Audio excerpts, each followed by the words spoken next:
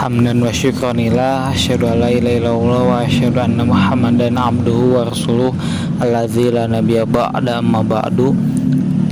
Kembali lagi bersama saya Muhammad Setiawan yang akan melanjutkan pembacaan buku Sejarah Islam yang Hilang karya Firas Al-Khatib bab 8 yang berjudul Tepi. Sudah terlalu sering dunia Islam dianggap sebagai Timur Tengah dan hanya itu.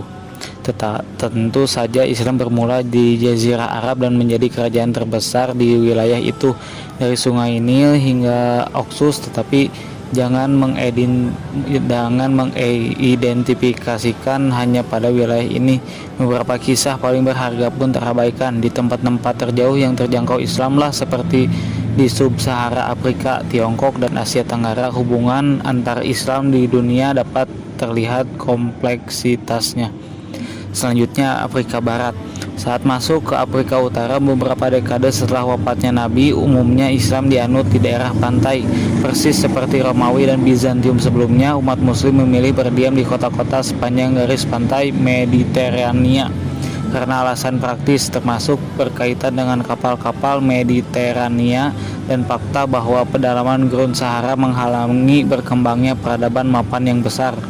Peradaban yang berkembang di kota-kota Afrika Utara seperti Koirawan, Tripoli, dan Tangier terdiri atas campuran pengaruh Arab dan Berber. Kota-kota tersebut tumbuh di bawah bendera Islam dan terikat erat dengan peradaban Islam di Timur Tengah serta Andalusia.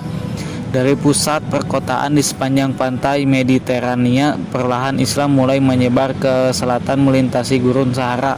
Di Afrika Barat, lanskapnya didominasi sabana dan sungai Niger.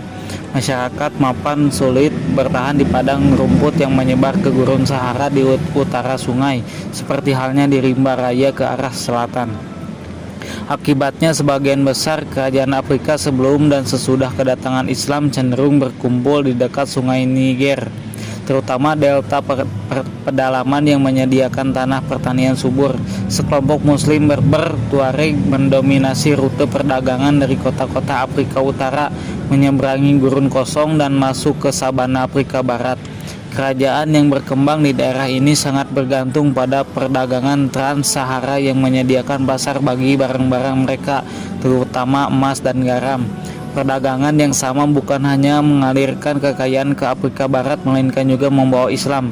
Pedagang muslim yang membuka jalur melintasi gurun mulai bermukim di Afrika Barat, dan pada abad ke-11 masyarakat imigran muslim dapat ditemukan di berbagai kota besar dan kecil di sabana tersebut. Karena kelompok muslim tersebut pedagang, bukannya misionaris, Islam berkembang lambat di kalangan penduduk lokal. Orang Afrika Barat bisa masuk Islam sekaligus memegang keyakinan pra-Islam tentang makhluk halus dan peramal selama beberapa generasi. Tak seperti di Afrika Utara, tempat Islam juga tampil sebagai kekuatan politik. Islam di Afrika Barat lambat menyebar ke budaya lokal, menerima pemeluk Islam baru tanpa langsung menuntut mereka mengikuti seluruh keyakinan Islam. Satu-satunya pengecualian itu gerakan Murabitun yang mampu menaklukkan Afrika Barat selama 1 dekade pada abad ke-11. Tetapi sepertinya dampak gerakan ini tak berlangsung lama. Kerajaan Islam pribumi pertama di Afrika Barat adalah Mali. Kerajaan ini didirikan pada 1200-an oleh tokoh mistis Sundiata Keita, penguasa setengah Islam bagi rakyat Mandinka. Ia mendapat julukan Sang Raja Singa. Kabarnya ia diasingkan oleh seorang penguasa jahat, mengumpulkan dukungan dari rakyat Mandinka saat diasingkan, kemudian kembali untuk merebut tahtanya kembali dan menggelari diri Mansa, bahasa Mandinka untuk raja segala raja. Detail cerita ini mungkin telah kabur setelah melewati beberapa generasi pencerita lisan, tetapi yang pasti kerajaan yang didirikan Sundiata di Afrika Barat di wilayah dalam delta Niger segera tumbuh menjadi kerajaan terkaya dan terkuat masa itu. Kemakmuran Mali paling terlihat dalam kekuasaan Mansa Musa yang memerintah dari 1312 sampai 1337 Masehi. Setelah mengambil alih kekuasaan saat saudaranya Mansa sebelumnya berlayar ke barat menyeberangi Atlantik untuk mencari daratan baru. Mansa Musa memimpin kerajaan yang mungkin menjadi salah satu kerajaan terkaya dan terkuat saat itu. Ketika Timur Tengah berurusan dengan serangan Mongol dan Andalusia menyusut menjadi Emirat Granada, Mali tumbuh di Sabana Selatan Gurun Sahara sebagai entitas politik Muslim utama, tetapi Mali masih jauh dari pandangan dunia Islam lain yang relatif tak menyadari keberadaan negara itu. Yang paling diketahui tentang Mali pada masa itu berasal dari cerita perjalanan Haji Mansa Musa pada 1324 ke Mekah, yang menjadi ajang pamer kekayaan dan kekuatan Mali pada dunia Islam lainnya. Rombongan Mansa Musa berangkat dari sabana Afrika Barat dengan lebih dari 60.000 penggiring. Raja ditemani 12.000 orang yang masing-masing berbusana jubah sutra mahal dan membawa 2 kg emas dari tambang emas Mali yang terkenal. Unta-unta juga membawa tas pasir emas yang dibagikan kepada orang miskin di sepanjang perjalanan. Banyak warga kota sepanjang jalur perjalanan dibuat kagum oleh arak-arakan megah dari kerajaan Afrika Barat yang tak dikenal ini. Saat ini di Mesir yang saat itu dipimpin dinasti Mamluk, Mansa Musa meninggalkan kesan mendalam bagi pejabat lokal. Mereka mencatat bahwa sang raja sangat soleh, tak pernah lupa sholat dan menguasai Quran. Di Mesir, kabarnya Musa memberikan banyak emas kepada penduduk kota sehingga inflasi tak terduga mengancam ekonomi. Saat mengunjungi Mesir 10 tahun setelahnya, pengelana bernama Ibnu Battuta mencatat perekonomian lokal belum pulih akibat banjir logam mulia itu. Mungkin yang paling mengesankan dari perjalanan ke Mekah adalah saat kembalinya Mansa ke Mali.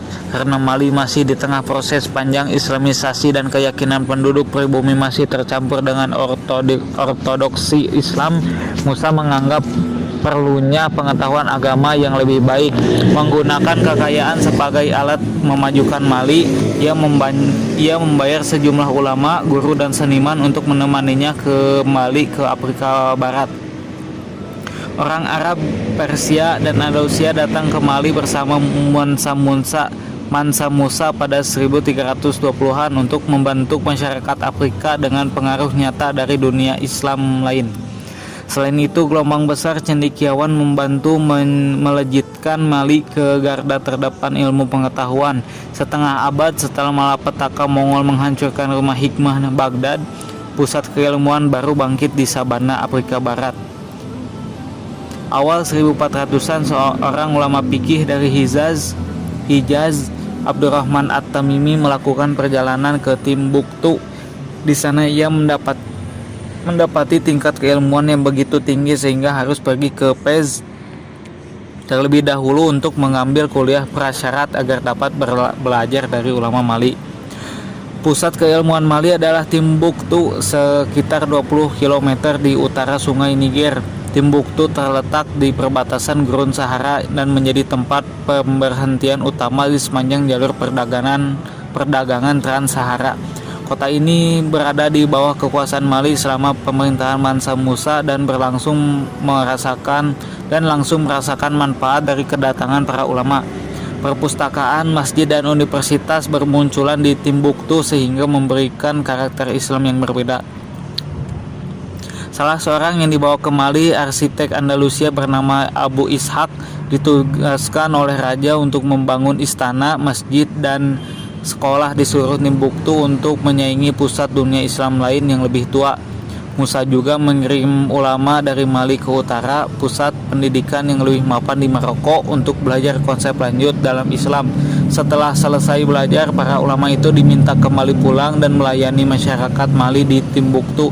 Baik Mali maupun kerajaan Songhai yang menggantikan Mali pada akhir 1400-an memberikan tunjangan khusus bagi cendekiawan Islam. Biasanya mereka mendapatkan sebidang tanah dan piagam keistimewaan. Seiring didatangkannya ulama dari dunia Arab dan pertumbuhan masyarakat intelektual asli Afrika di Timbuktu, Mali menjadi salah satu pusat pengetahuan Islam terkemuka di dunia saat itu ketika peradaban Islam di pusat-pusat tradisional sedang menurun. Selanjutnya, Afrika Timur. Pantai Afrika Timur tak butuh waktu lama untuk mengenal Islam. Sebelum Nabi Muhammad melakukan hijrah ke Madinah, sekelompok sahabatnya melarikan diri dari siksaan Mekah dan berdiam di Aksum yang sekarang disebut Ethiopia selama beberapa tahun. Di sana mereka diterima oleh Raja Kristen. Imigrasi juga berlangsung ke arah sebaliknya dan Bilal seorang sahabat Nabi yang biasa menyuruhkan adzan di Madinah, adalah bekas budak dari Ethiopia. Hal ini tidak aneh mengingat sebelum Islam datang pada abad ke-7, hubungan dagang antara pantai Afrika Timur dan Jazirah Arab telah terjalin, seperti terjadi di Afrika Barat. Melalui jalur perdagangan lah Islam akan berkembang di sepanjang pantai Samudra Hindia di Afrika. Pada awal abad ke-19, seorang budak muslim di Amerika, Bilali Muhammad, menulis naskah 13 halaman tentang hukum Islam berdasarkan kurikulum pendidikan Afrika Barat untuk mengajar rekan sesama budak di perkebunan. Para pedagang dari Jazirah Arab, terutama wilayah Hadramaut di Yaman, mulai bermukim di kota-kota sepanjang pantai Afrika Timur pada abad-abad setelah Yaman masuk Islam. Artefak paling awal yang membuktikan kehadiran Islam di pantai Afrika Timur berasal dari akhir 700-an dan awal 800-an Masehi. Bukti yang ada menunjukkan Islam awalnya masuk ke Afrika Timur di pantai bagian paling utara yang paling dekat dengan Arab. Masjid yang dibangun pada abad ke-10 telah diekskavasi di Kenya sekitar 2.500 km di selatan tempat lahirnya Islam. Agama ini telah mengakar lebih jauh di sepanjang pantai Tanzania. Cara utama penyebaran Islam di Afrika Timur melalui perdagangan. Saat jalur perdagangan Samudra Hindia berkembang, kota negara Afrika Timur menerima para pedagang muslim. Melalui wilayah inilah Islam menyebar ke kawasan pantai. Pola masuk Islam di sepanjang pantai ini termasuk unik. Wilayah Afrika Timur cukup panjang sehingga tak terjadi pergerakan penduduk dalam jumlah besar, tetapi cukup bisa dijangkau sejumlah besar pedagang yang rutin mengunjungi pantai tersebut dan sebagian pindah secara permanen. Pedagang kaya yang berdiam di kota sepanjang pantai menikah dengan wanita setempat, berasimilasi dengan budaya lokal tetapi dengan tambahan nuansa Islam. Masyarakat pemukim Arab dan Persia tidak mendominasi penduduk lokal Afrika. Ini percampuran budaya yang khas dan menimbulkan berkembangnya budaya hibrida baru dengan Islam sebagai intinya.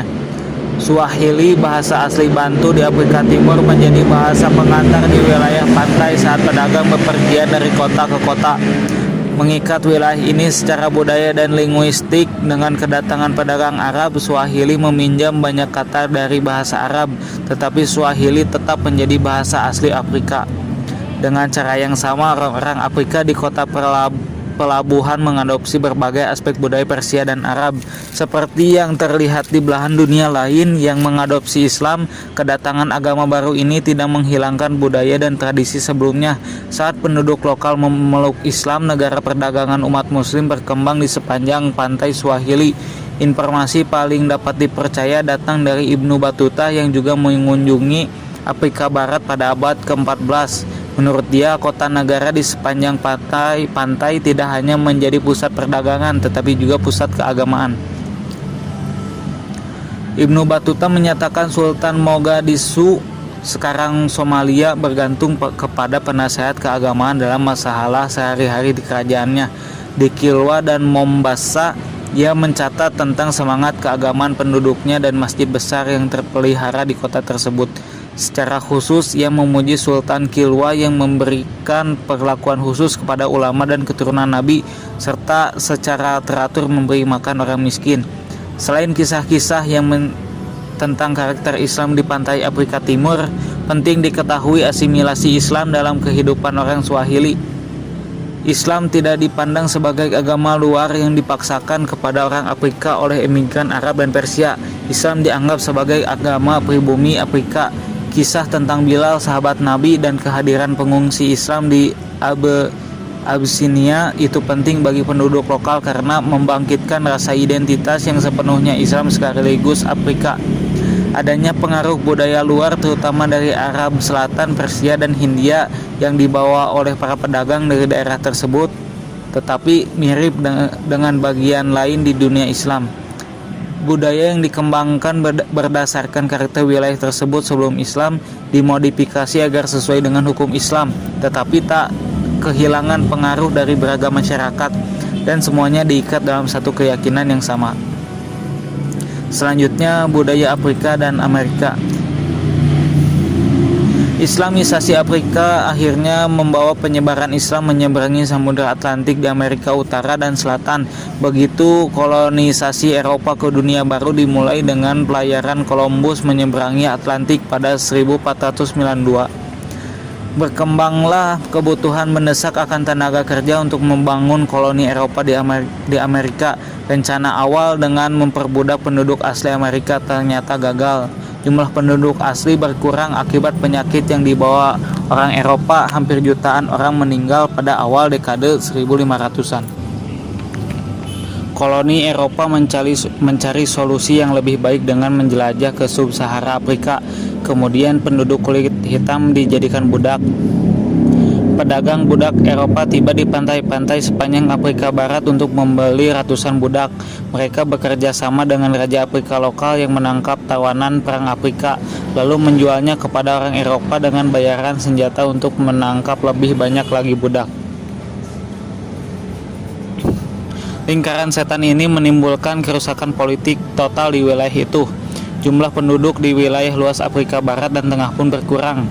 Penduduknya dibawa paksa menyeberangi Atlantik dalam kondisi yang tak manusiawi untuk bekerja sebagai budak di dunia baru. Tentu saja kebanyakan orang Afrika hitam telah memeluk Islam menjelang 1500-an dan sejumlah besar budak yang dibawa ke Amerika itu adalah Muslim. Jumlah perkiraannya bervariasi, tetapi dari sekitar 15-20 juta orang Afrika yang dibawa ke Amerika melalui perdagangan budak, 3-6 juta mungkin Muslim. Pengalaman mereka di Amerika menjadi salah satu penghinaan dan penundukan bagi kolonis Eropa. Biasanya tak ada hukum yang mengatur cara memperlakukan budak sehingga pemilik bebas memukul, mengasari atau membunuh budaknya. Para budak umumnya bekerja di perkebunan Karibia dan Amerika Selatan. Mereka cenderung tanpa perlindungan dan dipaksa bekerja lama. Pencambukan serta bentuk penyiksaan lain menjadi hukuman umum bagi budak yang tak mampu memenuhi harapan sang pemilik atau menentang perintah.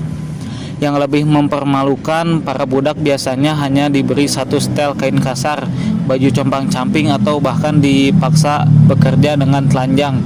Ketika semua budak menderita di tangan pemiliknya yang menolak menganggap mereka setara, budak Muslim mengalami kesulitan tambahan.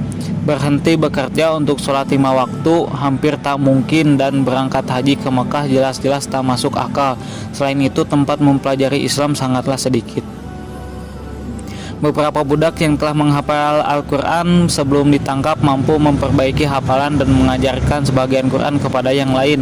Maka ketika generasi berlanjut dari abad ke-16 hingga ke-19, pemahaman Islam di kalangan budak Muslim perlahan surut. Usaha untuk mengimpor Quran dari Eropa yang dibeli dengan uang dari kerja tambahan membantu memperlambat penurunan pengetahuan keislaman. Tetapi ini bukanlah pengganti pusat pembelajaran Islam yang besar di Afrika Barat. Pada 1800-an di Rio de Janeiro timbul permintaan yang tinggi akan Quran Arab dari para budak Muslim di Brazil. Akibatnya penjual buku mengimpor lebih dari 100 kitab Quran per tahun untuk dijual ke budak lokal. Para budak perlu melakukan kerja tambahan selama bertahun-tahun untuk bisa membeli kitab ini. Akan tetapi budak Afrika Muslim punya keuntungan yang tak diterima budak lain. Berbeda dari rata-rata populasi budak di Amerika, budak Muslim cenderung terdidik, bahkan dalam beberapa kasus lebih baik daripada pemiliknya. Tradisi yang menekankan pendidikan di kalangan Muslim secara umum dan di Afrika Barat secara khusus membentuk kelas budak Muslim di Amerika yang bisa membaca, tak seperti budak non-Muslim lain dan bahkan orang Eropa sendiri. Dalam beberapa kejadian, tingkat pendidikan yang lebih tinggi memberikan kesempatan pada budak Muslim untuk melakukan pekerjaan ringan seperti akuntansi dan manajemen perkebunan, tetapi hal ini juga memberikan kemampuan untuk berorganisasi dan memimpin pemberontakan. Sebuah contoh menonjol terjadi di negara bagian Bahia, Brazil. Pada tahun 1835, ulama Muslim yang dibawa ke Brazil sebagai budak memanfaatkan pengetahuan dan posisi kepemimpinannya di kalangan Muslim yang cukup besar di Salvador untuk merencanakan pemberontakan melawan tuannya. Catatan yang ditulis dalam huruf Arab diedarkan di kalangan budak dengan merinci rencana tujuannya. Pemberontakan yang melibatkan 300 budak ini berakhir dengan kegagalan setelah tentara Brazil secara brutal memadamkannya. Tetapi peristiwa ini benar-benar menanamkan rasa takut di kalangan orang Brazil terhadap budak muslim, sehingga banyak budak muslim dikirimkan kembali ke Afrika dengan harapan bisa menghindarkan pemberontakan pada masa depan. Berabad-abad perbudakan memberikan konsekuensi kepada budak muslim di Amerika. Sepanjang sejarah Islam, daerah-daerah yang jauh dari Jazirah Arab hampir selalu memiliki semacam hubungan intelektual atau ekonomi dengan tempat kelahiran dan wilayah pusat Islam. Akan tetapi bagi budak muslim di Amerika sebelum zaman modern, tempat yang sangat jauh secara geografis dan intelektual dari dunia Islam pada akhirnya menyebabkan terjadinya disintegrasi masyarakat muslim. Setiap generasi penerus mewarisi semakin sedikit pengetahuan dan praktek Islam asli dibanding budak generasi pertama. Di Amerika Serikat pada pertengahan 1800-an hampir tak ada muslim yang memahami Islam, dan pada 1900-an hanya sedikit budak generasi ketiga yang dapat mengenang nenek moyang mereka melakukan ritual asing yang berbeda dengan ritual Kristen yang dilakukan sebagian besar masyarakat Afrika Amerika. Akan tetapi kenangan tentang Islam di kalangan keturunan budak bangkit kembali pada abad ke-20.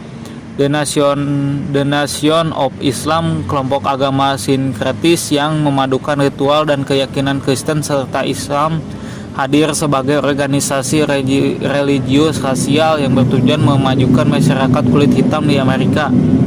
Menjelang 1960, bekas anggota Nation of Islam seperti Malcolm X dan W.D. Muhammad memimpin ribuan orang Afrika Amerika keluar dari kelompok itu lalu kembali ke pemahaman yang lebih umum tentang Islam, pemahaman yang lambat laun terhapus dalam kehidupan para pendahulu mereka. Selanjutnya Tiongkok. Setelah mantapnya Islam pada 600-an dan 700-an di wilayah yang membentang dari Spanyol hingga India, berbagai budaya di luar batas-batas kerajaan Islam secara perlahan mengadopsi Islam dan akhirnya menjadi wilayah berpenduduk mayoritas Islam. Contohnya Afrika Timur dan Barat, Asia Tengah, serta Asia Tenggara. Islam juga menyebar ke Tiongkok dalam waktu yang relatif sama, tetapi tak seperti wilayah lain, Tiongkok tak pernah sepenuhnya menerima Islam dan komunitas Muslim tetap menjadi minoritas. Toh kaum Muslim memainkan peran integral dalam sejarah Tiongkok bersama berabad-abad. Asal mula Islam di Tiongkok dapat ditelusuri sejak masa Khalifah Utsman bin Affan. Dia mengirim sahabat yang masuk Islam sejak awal, yaitu Sa'ad bin Abi Waqqas sebagai duta ke dinasti Tang sekitar 650 Masehi. Islam mampu mencapai timur jauh hanya beberapa dekade setelah Nabi Muhammad mengajarkan Islam pada 600-an.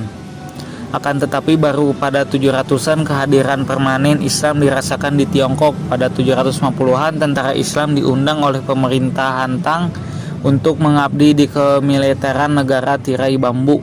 Sekelompok prajurit Islam pergi ke sana dan bergabung dalam struktur militer dan birokrasi pemerintahan Tiongkok. Mereka didorong untuk menikahi perempuan setempat dan menetap di sejumlah kota. Umumnya mereka mendapatkan pekerjaan dan hidup sejahtera di tengah masyarakat Tiongkok. Pekerjaan pemerintahan dan militer menjadi ceruk yang banyak diisi umat Islam. Sampai sekarang Muslim yang menekuni karir di bidang tersebut masih berkembang di sana. Meskipun umat Muslim berperan sebagai pejabat eselon atas, tetap ada penghalang antara Muslim Tiongkok dengan masyarakat pribumi. Agama Timur yang populer di sana, yaitu Buddha dan Konfusius, menghadirkan dunia yang terpisah dari Islam. Jika Muslim di wilayah Kristen daerah Barat dapat saling terhubung melalui kisah Ibrahim, Musa, dan Isa, tak ada kemewahan semacam ini bagi Muslim di Tiongkok. Dengan demikian, masyarakat Muslim cenderung terpisah dari masyarakat umum. Daerah kantong khusus berkembang sehingga Muslim dapat terpisah dari orang Tiongkok lainnya. Tetapi wilayah ini juga menjadi portal pengetahuan Islam yang menghubungkan Muslim Tiongkok dengan saudara seiman di tanah Arab dan Persia. Melalui komunitas yang terisolasi di tengah kota Tiongkok, umat Muslim mampu mempertahankan identitas dan peribadahannya walaupun terpisah ribuan kilometer dari dunia Islam lain. Akan tetapi isolasi ini berakhir saat penaklukan Mongol pada abad ke-13. Kekaisaran Mongol yang luas juga mencakup daerah Asia Tengah dan Persia beserta Tiongkok. Penghancuran berbagai kota dan wilayah di Timur Tengah menyebabkan perpindahan penduduk secara besar-besaran. Karena kesatuan politik yang menghubungkan dunia Islam dengan masyarakat Muslim di Tiongkok, terbukalah jalan baru antara dua wilayah tersebut. Selain itu, migrasi massal umat Muslim ke Tiongkok membuat jumlah pemeluk Islam di sana naik dengan pesat. Yang sama pentingnya adalah kebijakan Mongol untuk mengasimilasikan Muslim dalam budaya Tiongkok. Komunitas Muslim tak lagi hidup dalam wilayah kantong yang dikelilingi non-Muslim.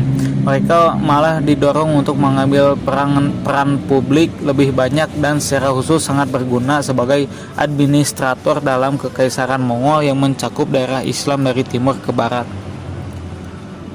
Pada 1300-an, Kaisar Hongwu menulis Eulogi 1000 kata yang memuji sifat-sifat Nabi Muhammad SAW. Salinan tulisan ini disebarkan ke masjid-masjid di seluruh penjuru Tiongkok. Selama periode kekuasaan Mongol dan kemudian dinasti Ming, Muslim Tiongkok benar-benar terasimilasi dalam budaya lokal. Mereka tak dianggap sebagai orang asing lagi, tetapi warga negara Tiongkok dengan identitas sendiri. Hui sama saja dengan Han, grup etnis mayoritas Tiongkok, hanya berbeda sebagai identitas keagamaan. Setelah akhirnya dianggap menjadi bagian masyarakat lokal sepenuhnya, setelah hidup di sana ratusan tahun dari generasi ke generasi, Muslim pada masa Ming mampu berasimilasi dengan budaya setempat. Mereka mengadopsi adat bahkan nama Tionghoa dengan tetap meneruskan tradisi mengabdi pada pemerintahan kerajaan sebagai pejabat publik dan pemimpin militer. Mungkin Muslim Tiongkok yang paling terkenal hingga saat ini yaitu Zheng He atau Cheng Ho yang menjadi salah satu penjelajah terbesar. Ia seorang Hui dari wilayah Yunan di selatan. Cheng Ho disukai pemerintah Ming dan ditugasi memimpin armada kapal harta karun. Dengan memimpin ratusan kapal yang sebagian besar bisa sekaligus mengangkut ketiga kapal Columbus, ia bertanggung jawab untuk berdagang ke tempat-tempat yang jauh dan menjalin hubungan diplomatik dengan tempat tersebut. Pelayaran yang mencapai puluhan negara di seluruh Asia, Timur Tengah, dan Afrika, tetapi mungkin ia paling dikenang di Asia Tenggara. Tempat ia dianggap sebagai tokoh yang membantu penyebaran Islam di Kepulauan Melayu. Masjid-masjid di wilayah itu diberi nama Cheng Ho. Akan tetapi Cheng Ho mampu menjadikan dirinya sebagai tokoh terhormat Islam. Orang Tionghoa non-Muslim menghormatinya sebagai salah satu penjelajah terbesar mereka. Cheng Ho adalah simbol bentuk Islam di Tionghoa asli, tetapi juga Muslim sejati tanpa ada kontradiksi di antara kedua identitas tersebut. Selanjutnya, India. Setelah ekspedisi Muhammad bin Qasim ke lembah sungai Indus awal 700-an, Islam tak masuk lebih jauh secara politik ke anak benua India. Sebuah tempat didirikannya di Sindh, tetapi karena jauh dari ibu kota Islam di Damaskus kemudian Baghdad, ekspedisi militer lebih lanjut tak dapat dijalankan dan mungkin secara finansial tak bisa dipertahankan. Kehadiran bangsa Turki di dunia Islam mendorong kekuatan Islam lebih jauh ke India. Terdapat catatan terperinci tentang Mahmud dari Ghazni, Sultan Turki yang pertama kali memimpin ekspedisi militer ke pedalaman India, mengangkat diri sebagai pemimpin negara Ottoman yang beribu kota di Ghazni, dataran tinggi Afghanistan. Ia cukup dekat dengan India sehingga bisa memusatkan perhatian pada anak benua ini. 17 tahun operasi militer ke India Utara menjadi dasar kekuasaannya yang menghadirkan kemakmuran dan kekuasaan bagi dia dan kerajaannya. Meskipun serbuannya merugikan kekuatan dan penguasa lokal di India, ia juga membangun pusat budaya besar dan membantu menyebarkan budaya Persia di seluruh daerah kekuasaannya. Penyair legendaris Persia, Firdausi, yang mungkin paling banyak berperan untuk membangkitkan budaya Persia setelah kedatangan Islam, dan Al-Biruni, seorang ilmuwan ahli geologi dan ahli fisika tinggal di Istana Mahmud. Karena perannya sebagai penyokong kesenian dilengkapi dengan serbuan yang bengis, warisan Mahmud di India sekarang ini mewarnai politik modern lebih dari siapapun. Selain penemuan ilmiah, Al-Biruni menulis buku tentang sejarah dan masyarakat India. Terjemahan bukunya tentang sejarah India telah menjadi sumber pengetahuan utama seputar India di Eropa abad pertengahan. Bagaimanapun juga, Mahmud dan dinasti Ghaznavid yang didirikannya telah meletakkan dasar-dasar penaklukan Islam di India. Dinasti berikutnya, yaitu Ghurid, juga memerintahkan Afghanistan dan mampu meluaskan batas-batas mereka lebih jauh ke India dengan merebut Delhi pada tahun 1192 Masehi. Ghurid mengandalkan tentara budak dari Turki asli sebagai anggota inti pasukannya, persis seperti dinasti Ayyubiyah di dunia Islam bagian barat. Sama dengan rekannya di Mesir yang mendirikan Kesultanan Mamluk, para tentara budak di India akhirnya menggulingkan tuan-tuannya dan mendirikan dinasti sendiri, yaitu Kesultanan Delhi. Kesultanan Delhi memerintah sebagian India sejak 1206 sampai kedatangan Mughal pada 1526. 5 dinasti budak terpisah, yaitu Mamluk, Khilji, Tughlaq, Sayyid, dan Lodhi memerintah dari Delhi selama 3 abad kesultanan. Suksesi dan konflik politik tidak terlalu penting untuk disebutkan secara detail, tetapi ada kecenderungan politik yang memberikan karakter khusus pada Kesultanan Delhi. Pertama, kesultanan dijalankan sebagai dinasti budak Turki, tidak seperti Mamluk di Mesir. Kekuasaan jarang diturunkan dari ayah kepada anak, malahan saat sultan meninggal, seorang jenderal baru akan dipilih oleh tokoh-tokoh kerajaan untuk menggantikannya. Sultan dapat diturunkan dan dicopot dari kekuasaannya oleh bawahan jika gagal memenuhi kewajiban sebagai pemimpin negara. Ini mencegah budaya puas diri yang menyerang dinasti kesultanan setelah beberapa generasi pertama. Setelah itu, sebagian besar Sultan Delhi tidak mengklaim gelar Khalifah. Mereka menyadari otoritas tertinggi Abbasiyah sebagai pemimpin dunia Islam dan menganggap diri sebagai warganya. Bahkan setelah penghancuran Baghdad dan pengasingan Abbasiyah sebagai pemimpin boneka di Kairo, Kesultanan Delhi secara teratur mengirim utusan kepada Khalifah mendapatkan persetujuan dan izin memerintah di bawah otoritasnya. Meskipun dipisahkan oleh ribuan kilometer rangkaian pegunungan tinggi di Himalaya dan Hindu Kush, Kesultanan Delhi berusaha menjaga India tetap terikat dengan dunia Islam lain, paling tidak secara nama. Era Kesultanan Delhi juga terkenal karena penyebaran Islam di daerah kekuasaannya. Tentu saja sudah hadir pada awal 600-an di India saat pedagang Arab muncul di pelabuhan sepanjang pantai Samudra Hindia. Tetapi dibutuhkan adanya perlindungan entitas politik Islam untuk benar-benar menyebarkan Islam hingga pedalaman kepada sebagian besar penduduk India. Kesultanan Delhi menyediakan kesempatan tersebut. Golongan Sufi menikmati dukungan kerajaan dan bisa bepergian ke seluruh India untuk berdakwah ke segala lapisan masyarakat. Sufisme dengan fokus spiritualnya mendapat lahan subur di anak benua ini, sebab penduduk asli yang politeistik akan sulit menerima monoteisme ketat dalam Islam tanpa adanya dimensi spiritual mendalam. Ulama keliling yang kebanyakan datang langsung dari Arab dan Persia mengajarkan pemenuhan spiritual dan bentuk hubungan baru dengan Allah yang membantu mereka mendapatkan banyak pengikut selama perjalanan. Selain itu, sifat egaliter dalam Islam yang diteladani dari Nabi saat menyatakan semua orang sama di hadapan Tuhan menawarkan jalan keluar untuk sistem kasta Hindu yang terkenal kaku dan tak setara. Jumlah pastinya sulit untuk diketahui tanpa melalui gabungan dakwah ulama keliling. dan perdagangan Samudra Hindia yang membawa perdagangan ke daerah Gujarat dan Bengali. Islam mampu mendapatkan kedudukan dalam masyarakat India hampir di seluruh anak benua. Walaupun demikian, jumlah populasi Muslim tak pernah melalui populasi Hindu. Selanjutnya, Asia Tenggara. Pengaruh pedagang dan pendakwah yang bepergian untuk mengajak penduduk setempat masuk Islam semakin kuat ke wilayah timur. Di Kepulauan Melayu, wilayah ini sudah lama menjadi perlintasan perdagangan yang menghubungkan pedagang dari India dan Tiongkok. Orang Tiongkok kurang mampu menyebarkan budaya dan pemerintahan mereka sendiri karena tradisi, birokrasi, dan kerajaan yang kaku. Sedangkan orang India lebih luas, maka sebelum peralihan milenium pertama, Buddha dan Hindu yang diekspor dari India telah berkuasa di Asia Tenggara. Kerajaan Buddha Sriwijaya di Pulau Sumatera dan Kerajaan Medang di Jawa merupakan sebagian dari sekian banyak kerajaan yang menyebarkan pengaruh India ke wilayah ini. Tetapi begitu Islam telah memantapkan diri di kalangan penduduk pantai India, terbukalah peluang bagi pedagang dan pendakwah yang tinggal di India untuk menyebarkan pengaruh baru Islam ke Asia Tenggara.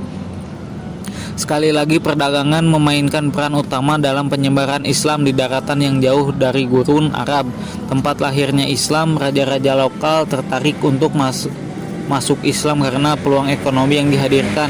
Islam menyediakan perangkat bagi perdagangan di Samudra Hindia yang membentang dari kota-kota negara Afrika Timur Arab hingga pesisir India.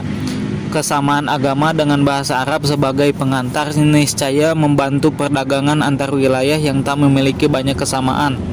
Jika seorang raja di Asia Tenggara masuk Islam, ia juga bergabung dengan masyarakat ekonomi yang menguntungkan ini. Begitu para penguasa mulai masuk Islam sekitar 1100-an, kerajaan muslim yang kuat muncul di kepulauan ini. Islam mulai menyebar di kalangan penduduk lokal Kepulauan Melayu melalui penguasa muslim. Kisah-kisah tradisional wilayah ini menyatakan umumnya seorang rajalah yang pertama-tama masuk Islam, diikuti oleh penasihat dan keluarga dekatnya. Kemudian Islam akan menyebar di masyarakat. Raja-raja ini mungkin menyediakan kesempatan bagi para pendakwah yang banyak diantaranya mengajarkan Islam melalui sufisme, datang dan menyebarkan Islam kepada penduduk lewat cara yang sama dengan Kesultanan Delhi. Perbedaan utamanya di Asia Tenggara, pendakwah kebanyakan berasal dari Samudra Hindia, terutama Yaman. Maka mazhab fikih yang menonjol di Afrika Timur, pesisir India dan Asia Tenggara adalah Imam Syafi'i, sebab Yaman merupakan pusat ajaran Syafi'i. Selain kunci perdagangan Samudra Hindia, sebaliknya India Utara lebih dipengaruhi mazhab Hanafi yang populer di Persia dan Asia Tengah.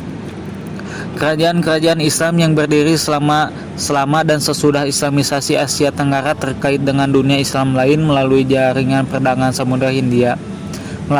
Kerajaan Islam pertama, Samudra Pasai, yang terletak di Pulau Sumatera, berdiri paling tidak pada 1200-an saat Marco Polo mengunjungi dan menyaksikan ciri-ciri Islam di kota pelabuhannya. Seabad kemudian, Ibnu Battuta mencatat tentang pemerintahan kerajaan dan kekuasaannya. Dari Pasai, Islam menyebar ke timur hingga kerajaan Malaka yang berdiri di sekitar 1400-an Masehi. Terletak di selat yang dilalui hampir seluruh pelayaran India dan Tiongkok, kerajaan ini menjadi salah satu kerajaan terpenting di wilayah tersebut.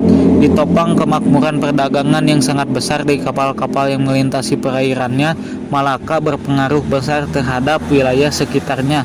Bahasa dan adat Melayu diadopsi seluruh kerajaan yang berdekatan, yang secara budaya mengaitkan seluruh wilayah termasuk sebagian Malaysia, Indonesia, dan Filipina ke dalam kerajaan perdagangan yang kuat tersebut. Pengaruh budayanya juga berfungsi sebagai kendaraan bagi Islam. Identitas Melayu berkaitan dengan identitas Islam, sehingga jika seseorang masuk Islam dikatakan orang itu sudah masuk Melayu. Identitas Islam yang berjalin kelindan dengan aspek budaya dan kesukuan ini akan menyebar ke timur dari Malaka hingga ke seluruh kepulauan Nusantara dan bertahan menghadapi berbagai invasi serta penjajahan, pertama-tama oleh Portugis, lalu Belanda dan Inggris. Sekian yang bisa dibacakan pada bab ke-8 ini. Semoga bermanfaat dan mohon maaf apabila dalam pembacaan terdapat banyak kesalahan. Aku qouli hadza wa astaghfirullah li wa lakum.